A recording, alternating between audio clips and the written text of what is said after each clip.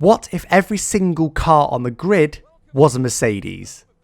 Well, to find out, as ever, we're going to be jumping on the F1 2020 game. I've modified the game so that every single car on the grid is a Mercedes. It looks just like a Mercedes.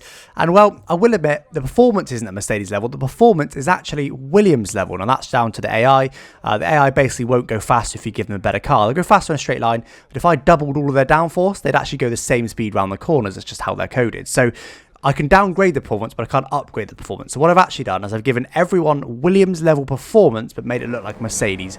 Bit of a cop-out, I know, but bit of a kind of a little special thing with this game. But anyway, as you can see, we're sat on the back of the grid. We are as Lewis Hamilton. We've got Verstappen in actually 19th ahead of us, Latifi ahead of him. Every single person is in an equal machine, even if it's technically Williams performance. And they all look like Mercedes, so we're going to call it a full Mercedes grid. Anyway, getting a couple of positions off the start, and we're going to see what it will be like then if everyone had exactly equal cars in F1. I will say as well, the AI, I've not been able to adapt the AI to it, hence, you know, like I said, if I gave them all actual Mercedes, they'd all actually be similar pace to what they were before. So there is some slight differences in the AI, there's bound to be because of that, but they have all got the exact same car, they've all got the slowest car, so theoretically they all should be very, very similar. I can tell you in quali, there was, I think, only about 7 or 8 tenths between the whole field, so they are obviously significantly closer. But anyway, up to P13 now then. Just going to try and stick with Valtteri Bottas, who is our teammate Ed. We just overtook Antonio Giovinazzi in the Mercedes. And who's Bottas? Bottas actually got Russell ahead of him. So this is actually a Mercedes. Well, it's a Mercedes 1, 2, 3, 4, 5, 6, 7, 8, 9, 10, 11, 12, 13, 14, 15, 16, 17, 18, 19, 20, technically. But what I was going to say is that Russell is a Mercedes young driver, of course. We've got Valtteri Bottas ahead. We're going to dive inside of Valtteri Bottas. That was a bit late. That was full dive bomb. That would have been both cars out of the race. But we had damage off for these little test videos because the point isn't to test the damage. The point is to test these mods. But bit of a late move there, but I just decided to go for it. And bit of a mistake, but we'll roll with it anyway. On to lap 3 now then. And we are just behind George Russell still, so I haven't actually managed to make up another position. We just skipped a whole lap there with no movement. Get DRS now though on lap 3. And again, the car ahead's got exactly the same performance. So same engine, same fuel consumption, same ERS. Absolutely everything is identical. Same tyre grip, same tyre wear. Everything's the same. Anyway, on the back of George Russell. See, we're struggling to stick with him, which is interesting. And look at the mini map. Look, after 3 laps, there's basically no field spread whatsoever. Everyone is just sort of half a second away from the next car, which is really, really interesting because, of course, in F1, you know, because they're not equal cars, you do get a huge, huge field spread, don't you? Even after lap 1, the field spread's like, what, at least 10 seconds between the field, probably more than that, probably more like 15, maybe even 20 seconds on a bad race start. So huge field spread normally in F1. We've got it significantly better here with all equal machine, but we are struggling a little bit to stick with George Russell. We do get DRS, but interestingly, we're not quite able to get to him. Now, I think, interestingly, it seems to make the racing worse. Now, my performance is very, very similar to the AI's performance. We've got my 105, we're using a default setup. You'll see at the end of this race that my fastest lap is so similar to what the AI are doing. I basically am the exact same pace as the AI drivers, which is why I'm struggling so much to make it through the field. I've got an equal car, but let's just comment on this bit first. We're going to try and go up the inside of George Russell, I suspect, getting very close and barely able to gain on him in the straight, as we have got a identical car. Did manage to get past him up to P11. And I believe, yeah, I think we're struggling a little bit because we've got equal cars. So even when you're in a worse car, you're better in some ways. I mean, let's take even a Williams against a Red Bull. The Williams is probably a bit faster in this game, at least in a straight line, but obviously significantly slower in the corners. So for example, if in the middle of the race, if the Red Bull's running around on very worn tyres and you come up to the back of him with brand new soft tyres, you're going to be similar performance in the corners, but they're much faster in the straight. So that enables overtaking. Obviously tyre wear enables overtaking in itself because you have different strategies. We haven't got that in this race because we're just running the 5-lapper, but the differences between the cars, whether they're good or bad, create overtaking.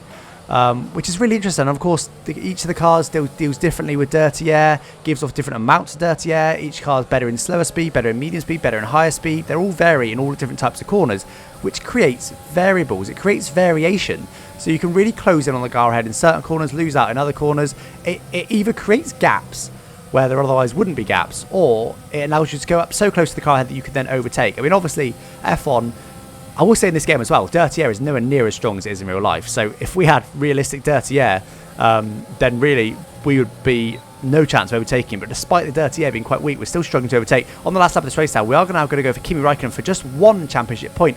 He is not used deploying ERS down the straight. I can tell that by the flashing light, flashing rail light on the back of the car. Managed to get past him nice and easy. Same move, copy and paste as what we did on George Russell, who was also just behind us, by the way. We didn't pull away from him at all. Nice snaky cars here, but we're not going to do anything as we've all got the same machinery.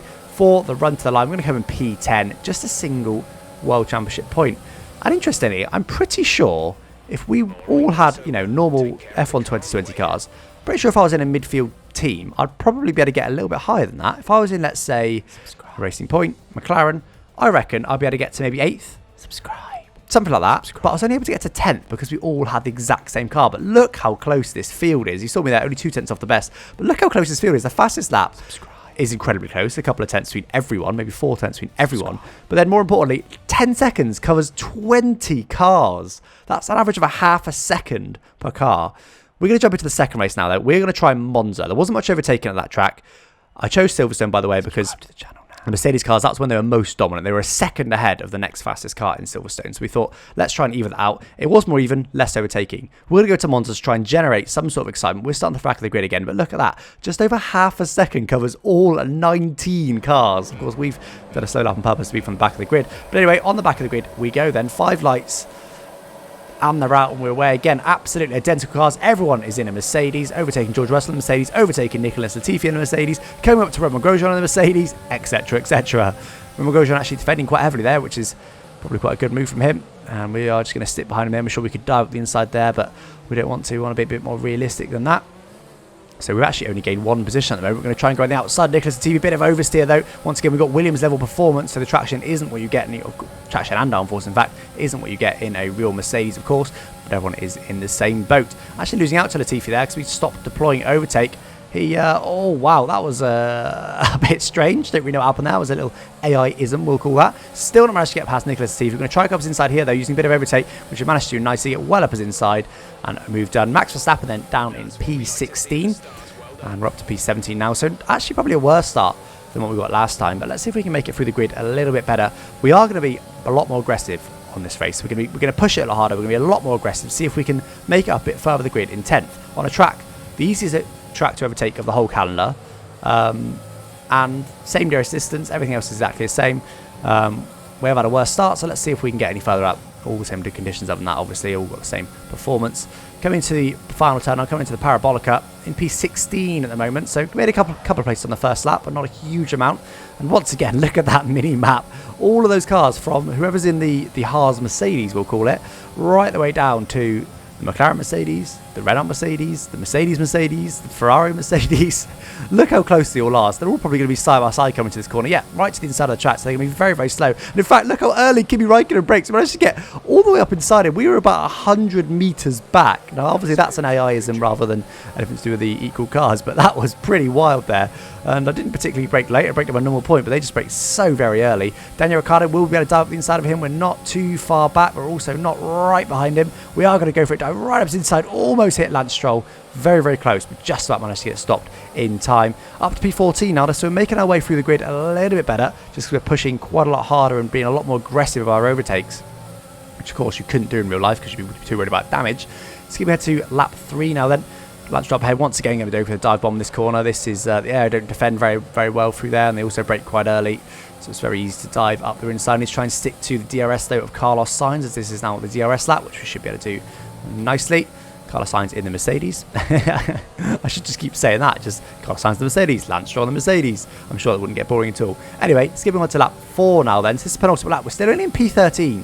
So I will say as well, I did try another race before this one, and I ended up in P10 again. So we were P10 in Silverstone, P10 in race 1 at Monza. This is race 2 at Monza. So I'm going to push even harder than what I did in that first race where I ended up 10th again.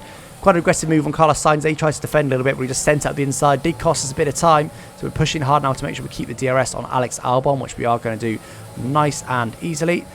Up into overtake, DRS wide open, and again, look at this. Look how close it is on the mini-map. There's about 5 cars just ahead, maybe 6.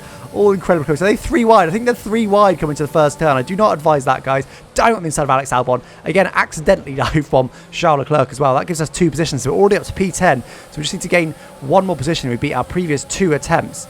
And we've got Sergio Perez up next using some overtake. Going to get him into the next turn, I think. Stopping overtake now though because we haven't got much battery left at all. But Perez, are we going to dive bomb him? Yeah, of course we are. Up the inside, get it all slowed down a bit more sensible that time. So we're going to try and gain another position if we can. Bit of oversteer on the exit, but we're okay. Esteban Ocon up next and Lando Norris after him, both in the Mercedes. But I don't think we're quite going to be able to... Oh, well, maybe we'll be able to get one of them. I don't know. Let's find out. It's going to be pretty close. And I think given a bit more time, I can work my way through the field bit by bit. I will say as well, Monza, I am a bit better than AI. So Silverstone, my pace is almost exactly the same. Monza, my pace is a little bit better, which is why I was expecting to get through the field a bit better. But actually, again, at this moment in time, only one position up on where we were in Silverstone, taking an awful lot of curb there. Lots of liberties with the track limits, just because we want to desperately try and get Esteban Ocon, just trying to be as aggressive as we can, using all of our ERS charge down the back straight to try and get him into the parabolic. We're going to dive up his inside, really late move, bit of a dive bomb there, managed to make it stick. Up to P8, not going to be able to get any further than that as it is the last lap of this race. Crossing the line then in P8. Let's see, we did get the purple, I think. Yes, we already had the purple at that point. So only P8. So once again, we find the same thing there. Everyone's got the same car, so no one's able to make any moves. So there's just no differences. And interestingly, Pierre Gasly ended up winning that race. And actually, Kvyat there in P3. So Gasly, Vettel, Kvyat. Will we ever see that podium in F1? We might do. You never know. You never know where these drivers will go. But anyway, this is the results then. So we were 8th confirmation, and we were only, what, half a tenth up on the fastest lap, so nothing at all. Once again, very, very similar pace, but a little bit more field spread this time. We were 5 seconds back from the leader in P8, and then, of course, the cars behind. Let's see, the whole speed was spread by 11.5 seconds, so a little bit more. But interestingly then, so if F1 had equal cars, even with less dirty air, according to this test, the racing would be significantly worse. Really interesting. That really surprised me. I thought the racing was going to be mad, really entertaining, but there it is, guys. Hope you enjoyed the video. Don't forget to subscribe if you're new, and I thank you for watching. Bye-bye.